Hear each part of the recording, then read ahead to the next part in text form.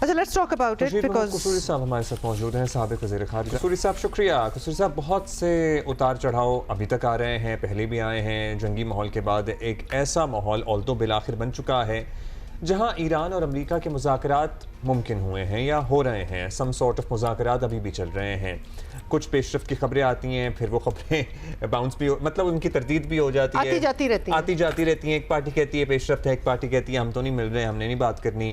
سو کیا امید رکھیں اب بھی مذاکرات یہ نتیجہ خیز ہوں گے؟ یہ جو امن ہے قائم ہو سکے گا جو ہم چاہتے ہیں کہ مکمل دیر پا ہو؟ جہاں تک دیر پا امن کی ممکنات ہیں اس میں آپ ایک پارٹی کو بھول گئے، اس کا نام ہے اسرائیل۔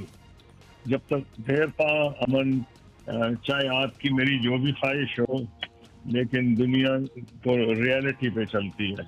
اسرائیل آج کل امریکہ سے ناراض ہے، اور امریکہ کم از کم نظر ایسا آ رہا ہے اسرائیل سے ناراض ہے۔ میں اس لیے یہ بات کہہ رہا ہوں کم از کم نظر ایسا آ رہا ہے کہ کئی بات خفیہ طور پر میسج دی جا سکتی ہے ایک دوسرے ملک کو کہ بھئی ہمیں یہ پبلکلی کہنا پڑ رہا ہے، لیکن مجھے ایسے لگ رہا ہے کہ واقعتاً اسرائیل اور امریکہ کے درمیان ڈسٹنس بڑھ رہا ہے، اور اسرائیل کو مزید نقصان یہ ہو رہا ہے کہ اسرائیل جو یہودی ہیں امریکہ کے، وہ بھی بہت حد تک اسرائیل سے ناراض ہو رہے ہیں۔ جو بڑے بڑے یہودی لکھاری کالمسٹ ہیں وہ اسرائیل کو وار کرمنل کہہ رہے ہیں، اور نیتن یاہو کو کہہ رہے ہیں جینوسائیڈ کمٹ کر رہا ہے۔ تو اس میں لیکن اگر یہ آپ سمجھیں کہ اب اسرائیل زیرو ہو گیا ہے اور امریکہ جو چاہے گا کر جائے گا، تو میری جو تجربہ ہے امریکن پالیٹکس کا اور فارن منسٹر، اس کی وہ مجھے اجازت نہیں دیتا۔ لیکن ایک امید کی کرن ضرور پیدا ہوئی ہے اسرائیل کی سیاست میں۔ باقی چیزوں پہ میں آپ کو جواب دوں گا جو آپ نے مجھ سے سوال پوچھا ہے، اور وہ یہ ہے کہ یہ نیتن یاہو اور جو نفتالی بینٹ جو ممکنہ طور پر وزیر اعظم بن سکتے ہیں نیتن یاہو کے ہارنے کے بعد، جس کی امید کی جا رہی ہے، وہ ان سے کوئی بہتر نہیں ہے نفتالی بینٹ۔ لیکن امید کی کرن یہ ہے کہ ایک نئی پارٹی ابھر رہی ہے، گادی ایزنکٹ ان کے لیڈر کا نام ہے، اور وہ ان دونوں پارٹی سے اب آہستہ آہستہ سبقت لے رہے ہیں۔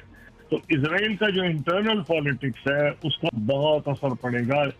آپ نے پوچھا دیر پا امن، ہاں ایک تو اسرائیل کا فیکٹر ہے، دوسری یہ ہے کہ یہ بھی کہا جا سکتا ہے کہ نہیں، جب گریٹ پاورز فیصلہ کرتی ہیں تو اپنے ایلائز کا، ان دس کیس اسرائیل، اس کا وہ ان مفادات کو پس پش ڈال دیتی ہیں، کیونکہ ان کے مفادات جو ہیں وہ اس کو ترجیح دیتے ہیں۔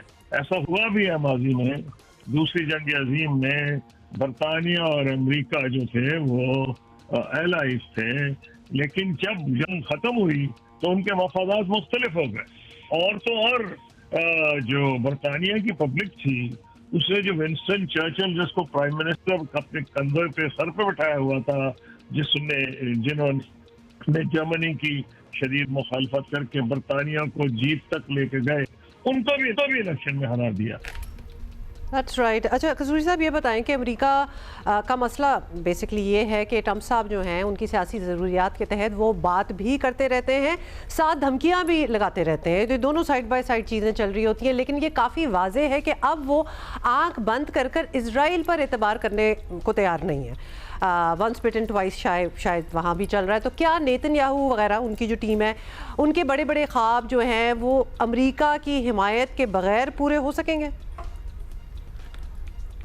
اسرائیل کو رد نہیں کیا جا سکتا۔ جو لوگ امریکہ کی سیاست جانتے ہیں، میں آپ کو یہاں تک کہوں گا کہ اگر امن ہو بھی اور انشاءاللہ ہوگا، ہماری خواہش بھی ہے، پاکستان کی تو ایفرٹ بھی ہے، اور پاکستان کا بیسک انٹرسٹ بھی اس میں سرو ہوتا ہے، پاکستان کے ایلائز کا بھی انٹرسٹ سرو ہوتا ہے، لیکن اگر یہ سپوزنگ نیتن یاہو ہار بھی جاتے ہیں، یہ سمجھ لینا کہ اسرائیل کا انٹرسٹ زیرو ہو جائے گا، غلط بات ہے، کیونکہ جو بھی امریکہ میں حکومت آئے گی وہ ٹھیک ہے، اسرائیل کا جو طلسم ہے اس میں بہت بڑا ایک دراڑ آ جائے گی۔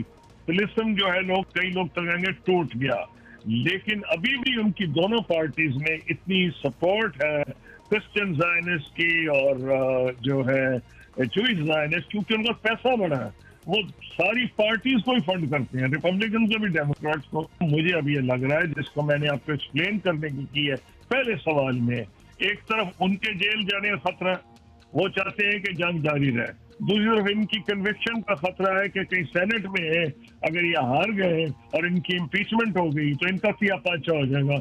इसलिए मुझे कुछ उम्मीद है कि इजराइल के झांसे में अमेरिका नहीं आएगा, और शायद इसके नतीजे में दुनिया तो वैसे ही तंग आई है इसराइल से, चाहे वो अफ्रीका हो, एशिया हो, लैटिन अमेरिका हो। ये सिर्फ अमेरिका बहादुर की वजह से इतना ये लोगों के सर पे चढ़ गए हैं, जिस पे चाहते हैं हमले कर देते हैं। रोजाना कभी जुल्म कर रहे हैं फलस्तीनियों पे, कभी जुल्म कर रहे हैं लबनानियों पे, रोज ह्यूमन राइट्स वायलेशंस हो रही हैं। रोज सेनेट, बदनसीबी से यूनाइटेड नेशन सिक्योरिटी काउंसिल में जब बहस और उसका नतीजा निकलता है तो अमेरिका का वीटो आ जाता है। तो ये चीजें जो थी, इसमें ये सोच लेना कि इजराइल जीरो हो जाएगा गलत है, लेकिन ये बिल्कुल तवक्को की जा सकती है कि क्योंकि इस वक्त बेसिक कॉन्फ्लिक्ट ऑफ इंटरेस्ट आ गया है between Israeli establishment and American establishment ना भी कहें, क्योंकि एस्टेब्लिशमेंट तो एक से ज्यादा मतलब निकलता है अमेरिका में। अमेरिकन गवर्नमेंट जो है इस वक्त एडमिनिस्ट्रेशन, उसके इंटरेस्ट में और इजरायली एडमिनिस्ट्रेशन के इंटरेस्ट में बहुत बड़ी दरार पड़ गई है, जो मैंने आपको एक्सप्लेन किया है, और इसी में दुनिया के अमन के लिए एक किरण फूटती नजर आ रही है। अच्छा सर, ये भी फरमाइएगा कि ईरान इस मामले में ताउन तो कर रहा है, लेकिन वहाँ के निज़ाम की साख्त कुछ ऐसी है कि वो पूरी तरह पीछे भी नहीं हट सकते। बहरहाल अमेरिका के साथ हमसाया अरब ममालिक से भी बात हो रही है, सो क्या आबना हुर्मुज़ वाला मामला इस खित्ते के ममालिक मिलकर हल कर सकेंगे? आपको लगता है अमेरिका को अगर एक तरफ साइड पे भी कर दें, माइनस भी कर दें, तो कुछ आबना हुर्मुज़ पर, स्ट्रेट ऑफ हुर्मुज़ पर कुछ ये खित्ता तय कर सकता है? मैंने चाइना ईरान से बड़ी डीलिंग की है, मुझे हमदर्दी है, हमारी कल्चरल एफिनिटी है उनके साथ। मेरी एक ही दुआ है, अपॉर्चुनिटी आती है, अपॉर्चुनिटी को मिस नहीं करना चाहिए। मैं समझता हूं कि पाकिस्तान ने एफर्ट की है, वो तारीखी नौयत की है, और वो ईरानी भाइयों के इंटरेस्ट को देखते हुए की है।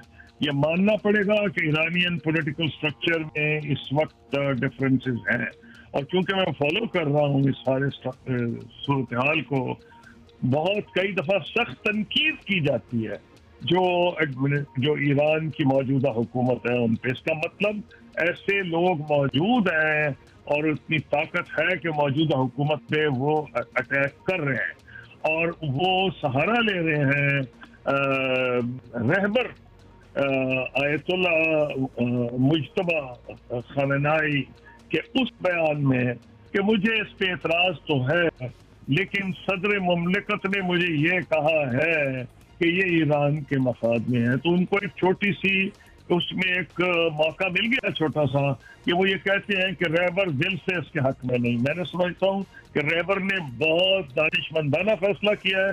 रहबर को ये पता है कि ईरान में डिवीजन है, इसलिए उन्होंने पहला हिस्सा बयान किया, दूसरा हिस्सा भी उन्होंने बयान किया, क्योंकि वो हकीकत पसंद भी है, जो कि अच्छी बात है कि ईरान के सदर जो कह रहे हैं वो उनको पता है कि ईरान में कितनी माशी अफसरी आ चुकी है, उनको ये पता है कितनी मुश्किलात अवाम ईरान के फेस कर रहे हैं पिछले 50 साल से।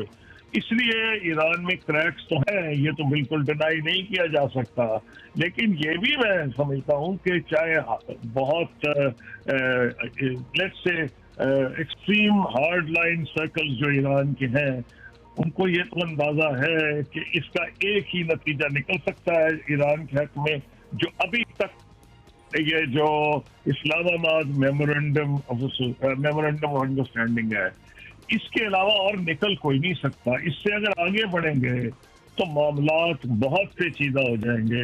ईरानी दोस्तों को मेरा मशवरा है, ठीक है वो अपनी सियासत को ज्यादा समझते हैं, लेकिन ये गोल्डन अपॉर्चुनिटी है। तो मुझे यही उम्मीद है एज एन ऑप्टिमिस्ट कि इस्लामाबाद मेमोरेंडम ऑफ अंडरस्टैंडिंग जो है इंशाअल्लाह कामयाब होगा और खित्ते में अमन होगा। लेकिन मैंने ये जरूरी समझा कि जो खदशात हैं उनका जरूर जिक्र किया जाए।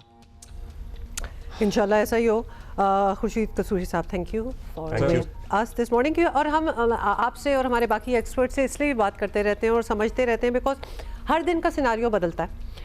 दूसरा ये वी वांट टू नो कि डिप्लोमेसी में जब बातचीत हो रही होती है, नेगोशिएशंस हो रही होती हैं, तो ये ऊपर नीचे ये चीज़ें चलती हैं, इज़ इट नॉर्मल और नॉट? बिकॉज हमें ऐसे कहते हैं कि it is normal, everybody says कि एक्चुअली ऐसा ही होता है। However I guess we are so simple because जब हमें लगता है कि दो पार्टीज अग्री कर ही गई हैं that we are going to work through it, तो then they should work through it. Yes, why don't they then agree? And मतलब यहाँ तो बिल्कुल ही खामोशी हो जाती है ना, हट जाते हैं एक दूसरे की तरफ से थोड़ी देर के लिए।